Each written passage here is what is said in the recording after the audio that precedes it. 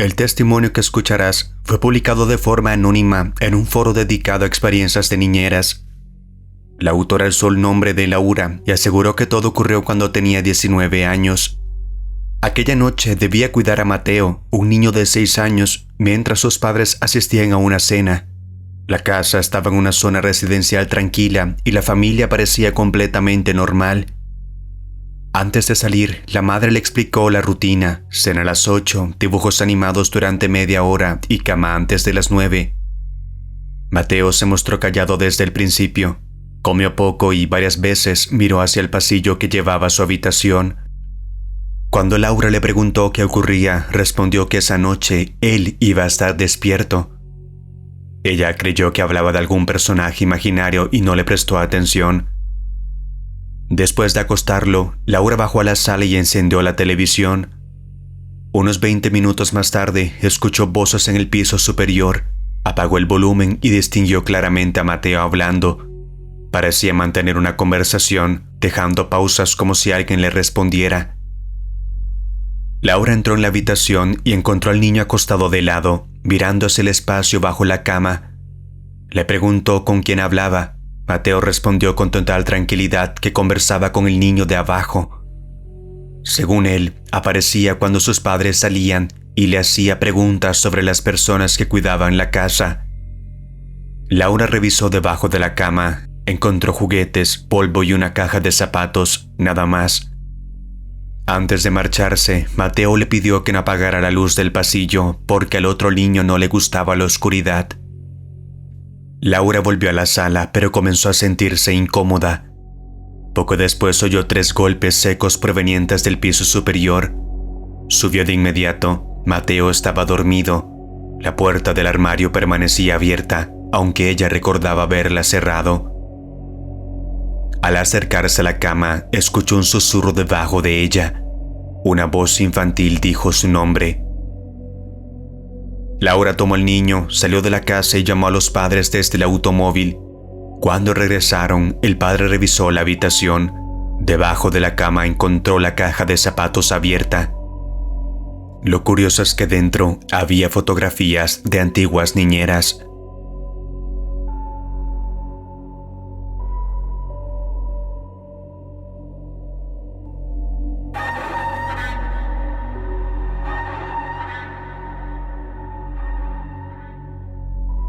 Marina tenía 22 años y llevaba varios meses trabajando ocasionalmente como niñera. Según contó en un foro, aquella familia la había contratado 3 veces antes y nunca había ocurrido nada extraño. La casa tenía 2 pisos y estaba equipada con cámaras de seguridad. En la habitación del bebé había un monitor que permitía mover la cámara desde una pequeña pantalla instalada en la cocina. Los padres le explicaron que el dispositivo a veces perdía señal, pero que bastaba con reiniciarlo. Esa noche debía cuidar a Lucía, una bebé de 10 meses, y a su hermano Andrés, de 4 años. Después de cenar, acostó a ambos y permaneció abajo revisando el monitor. Cerca de las 11, la imagen comenzó a girar lentamente hacia la puerta del dormitorio. Marina creyó que había tocado algún botón sin darse cuenta. Colocó la cámara de nuevo sobre la cuna y dejó el control encima de la mesa. 5 minutos después volvió a moverse. Esta vez siguió el pasillo hasta que la imagen quedó apuntando hacia la escalera.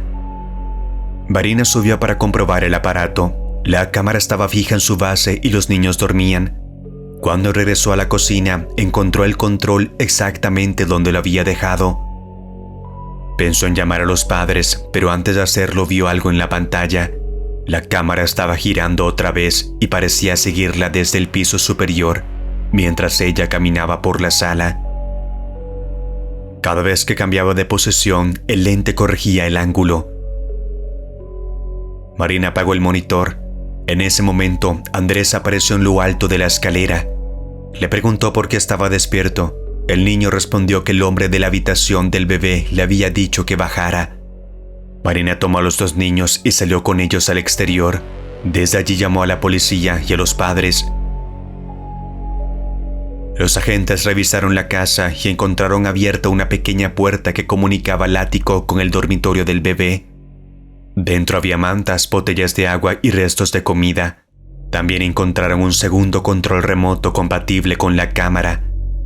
Alguien había estado viviendo allí durante varios días. Las cámaras exteriores nunca lo registraron entrando. La familia se mudó poco después. Marina aseguró que jamás volvió a trabajar como niñera.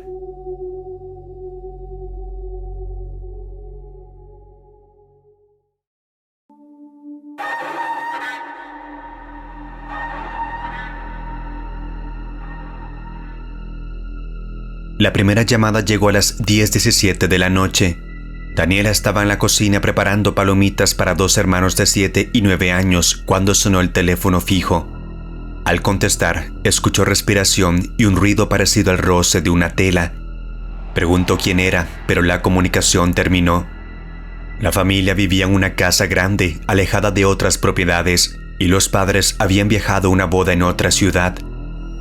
Daniel intentó devolver la llamada. La pantalla mostraba que había sido realizada desde la extensión 204, el teléfono instalado en la oficina del segundo piso. Supuso que uno de los niños estaba jugando, pero ambos seguían sentados frente al televisor. Subió para revisar. La oficina estaba cerrada con llave y la madre le había dicho que nadie debía entrar. Daniela volvió abajo y trató de convencerse de que se trataba de una falla interna. A las 10:31, el teléfono sonó otra vez. Esta vez, una voz masculina habló durante pocos segundos. Le preguntó si los niños ya estaban dormidos. Daniela colgó y llamó a los padres desde su celular. Ellos dijeron que la extensión de la oficina llevaba meses desconectada. El padre le pidió que saliera de inmediato y llamó a la policía. Mientras Daniela reunía a los niños, el teléfono sonó por tercera vez. La voz le dijo que no utilizara la puerta principal. Luego escuchó pasos lentos sobre el techo de la sala. Los 3 se encerraron en el baño de la planta baja y Daniela mantuvo la llamada con emergencias. El operador le indicó que permaneciera en silencio. La policía llegó 12 minutos después. Encontraron una ventana abierta en la oficina y marcas recientes en el marco.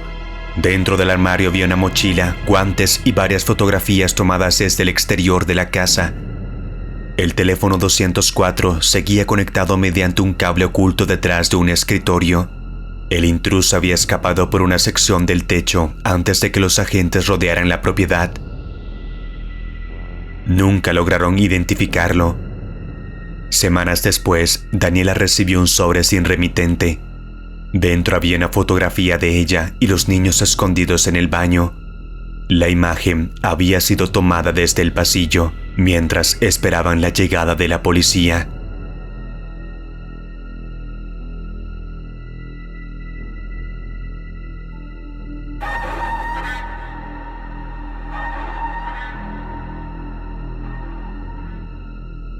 Sofía aceptó cuidar a 2 hermanos durante una noche de viernes. Camila tenía 8 años y Nicolás 5. La casa estaba en un vecindario nuevo, con calles silenciosas y muchas propiedades todavía vacías. Los padres le explicaron que ambos niños ya habían cenado y que podían jugar en la sala hasta las 9. Todo transcurrió con normalidad hasta que Sofía salió de la cocina con 3 vasos de jugo y encontró una tercera niña sentada en el suelo. Tendría unos 7 años. Llevaba un vestido claro y sostenía una muñeca vieja contra el pecho. Sofía pensó que era una vecina que había entrado sin que nadie la viera. Camila dijo que se llamaba Elisa y que a veces iba a jugar con ellos. Nicolás permaneció callado. Cada vez que la desconocida hablaba, él bajaba la mirada. Sofía le preguntó dónde vivía. Elisa señaló la casa de enfrente, una propiedad oscura con un letrero de venta en el jardín. La niñera intentó llamar a los padres, pero ninguno respondió. Decidió acompañar a la niña hasta su casa. Al abrir la puerta principal, Elisa se negó a salir. Dijo que no podía cruzar mientras la mujer de arriba estuviera mirando. Sofía levantó la vista hacia el segundo piso. Detrás de una ventana creyó ver una silueta apartándose de la cortina. Cerró la puerta y llevó a los 3 niños a la cocina. Mientras buscaba la libreta de los números, escuchó a Camila decir que Elisa estaba llorando. Cuando se giró, la silla estaba vacía. La puerta seguía cerrada con seguro. Los padres regresaron poco después acompañados por 2 agentes. Aseguraron que sus hijos no conocían a ninguna niña llamada Elisa. La casa de enfrente llevaba deshabitada casi 4 años. Durante la revisión, un policía encontró huellas pequeñas y húmedas que comenzaban en la sala y terminaban frente a una puerta cerrada del piso superior. Dentro había un dormitorio infantil que la familia usaba como depósito. En una caja antigua hallaron una fotografía dejada por los propietarios anteriores. Mostraba una niña con vestido claro y una muñeca entre los brazos. Camila la reconoció de inmediato. En el reverso aparecía escrito un nombre: Elisa 2018.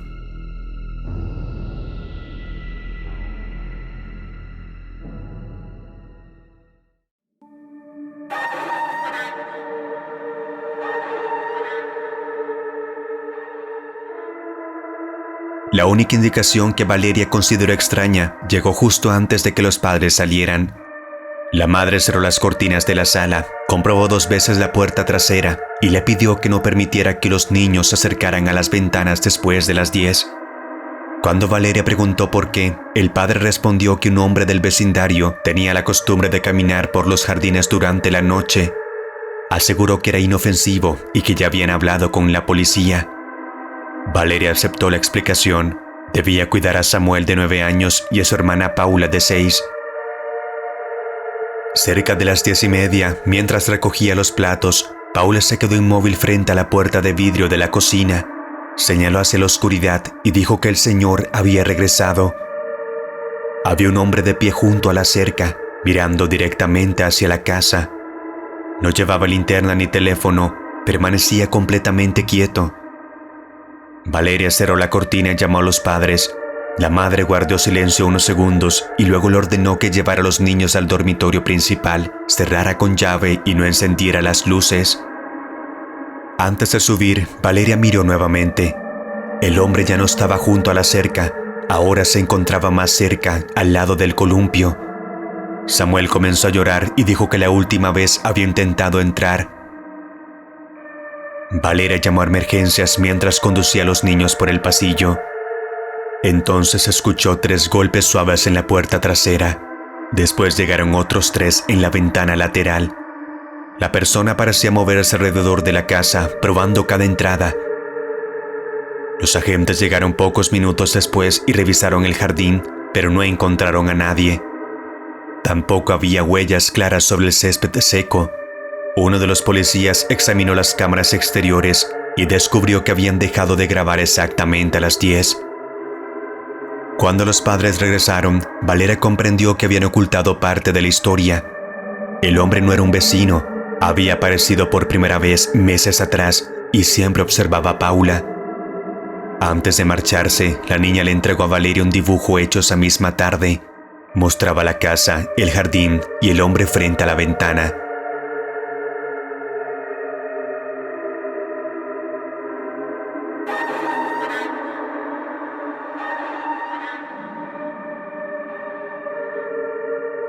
Cuando los padres de Julia terminaron de explicarle la rutina de la casa, el padre señaló una puerta al final del pasillo. Era angosta, de madera oscura y tenía una cerradura instalada por fuera. Le pidió que no la abriera bajo ninguna circunstancia. Dijo que dentro guardaban herramientas y objetos peligrosos. Julia aceptó sin hacer preguntas. Debía cuidar a Leo de 7 años y a su hermana Emma de 4.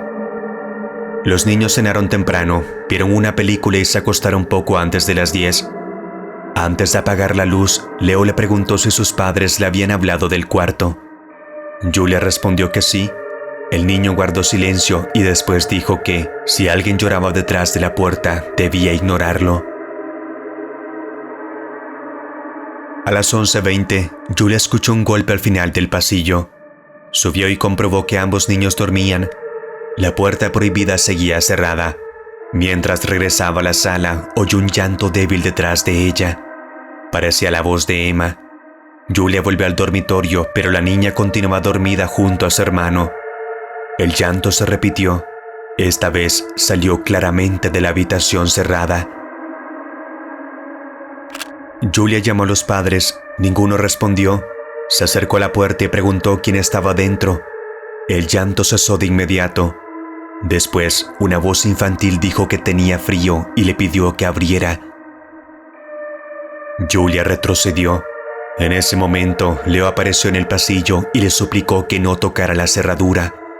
Le contó que meses antes su hermana había empezado a hablar con alguien desde el otro lado. Desde entonces, sus padres mantenían el cuarto asegurado.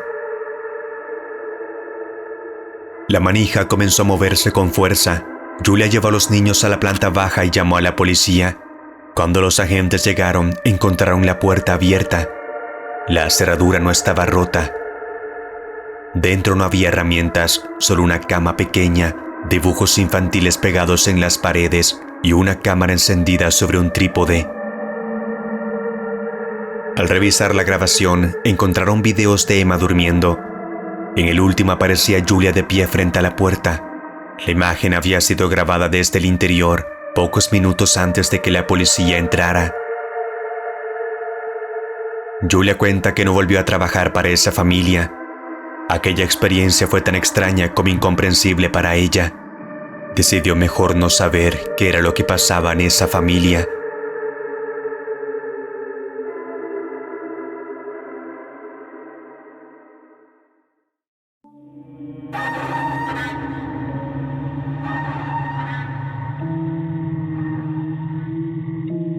Carolina aceptó el trabajo porque una conocida le había enviado el número de la familia.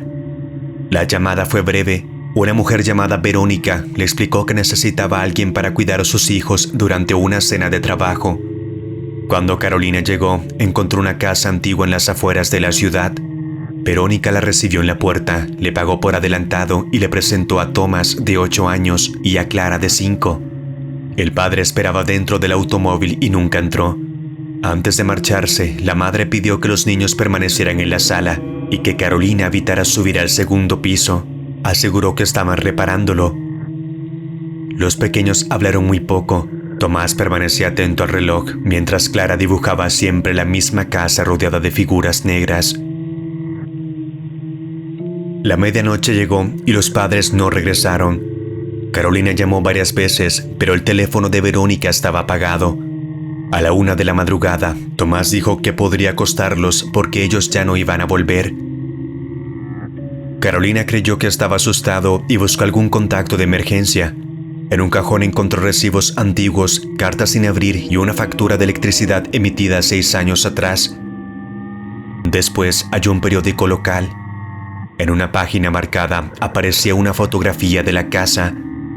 El artículo informaba sobre la desaparición de una familia que había vivido allí, un matrimonio y sus 2 hijos pequeños. Carolina comparó la fotografía con los niños de la sala.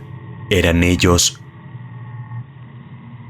Intentó salir, pero la puerta principal estaba cerrada con una cadena que antes no estaba. El teléfono fijo empezó a sonar. Al contestar, escuchó la voz de Verónica. Le pidió que subiera al dormitorio principal y despertara a los niños. Carolina miró hacia la sala. Tomás y Clara habían desaparecido. En el piso quedaron los dibujos de Clara. El último mostraba a una joven de pie frente a la casa. Debajo estaba escrito el nombre de Carolina. La policía llegó después de que una vecina escuchara gritos.